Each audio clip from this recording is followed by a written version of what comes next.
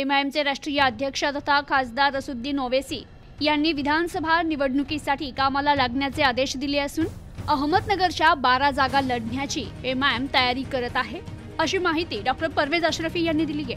अहमदनगरमध्ये दोन्ही लोकसभा मतदारसंघात मुस्लिम समाजाने महाविकास आघाडीच्या उमेदवाराला मतदान करून निवडून आणलं। जातीवादी शक्तीला रोखण्यासाठी पूर्ण समाजानं एकत्रित येऊन महाविकास आघाडीला ताकद देण्याचं काम केलं। अहमदनगर दक्षिणमधून एमआयएमचे उमेदवार डॉक्टर परवेज अशरफी यांनी आपला उमेदवारी अर्ज माघार घेतला होता।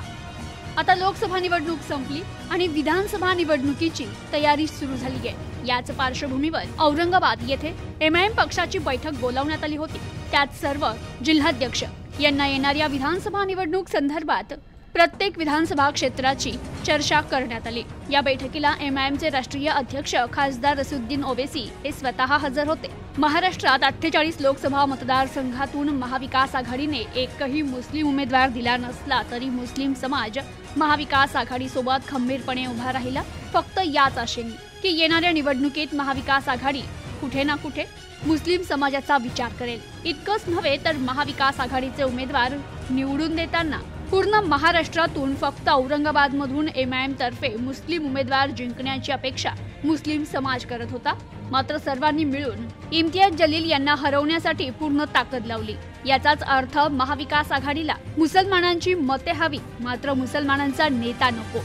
विधान परिषद निवडणुकीत मुस्लिम समाजाला अपेक्षा होती की महाविकास आघाडीचे तिन्ही घटक पक्ष मुस्लिम उमेदवार देऊन कुठेतरी मुस्लिम समाजाला न्याय देतील। मात्र काँग्रेस, राष्ट्रवादी शरद पवार आणि शिवसेना उद्धव ठाकरे गट यांनी एकही उमेदवार मुस्लिम समाजाचा दिला नाही। तसेच जे 2 मुस्लिम आमदार विधान परिषदेत होते त्यांनाही डावलण्यात आलं। याची नाराजगी महाराष्ट्रात दिसतीये। काही ठिकाणी पदाधिकाऱ्यांनी राजीनामे दिले तर महाविकास आघाडीने याची कुठलीच दखल घेतली नाही।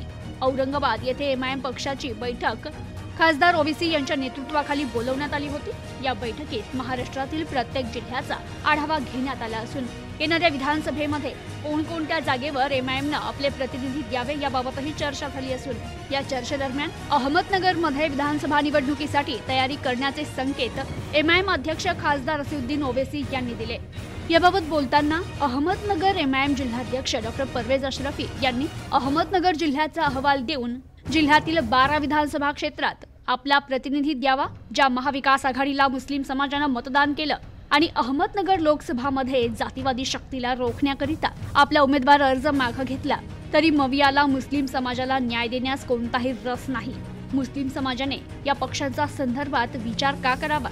अहमदनगरची जनता जातीवादी पक्षाला आणि चुकीचं होत असताना कोणता आवाज न उचलणाऱ्या धर्मनिरपेक्ष पक्षांना वैतागली आहे। जनतेला पर्यायाची गरज आहे आणि तो पर्याय म्हणजे एमआयएम होऊ शकतो। लवकरच अहमदनगर शहरासहित जिल्ह्यातील 12 विधानसभा क्षेत्राचे इच्छुक उमेदवारांची यादी पक्षश्रेष्ठींना देणार असल्याची माहिती डॉक्टर परवेज अशरफी यांनी दिली आहे। Bureau report news today 24।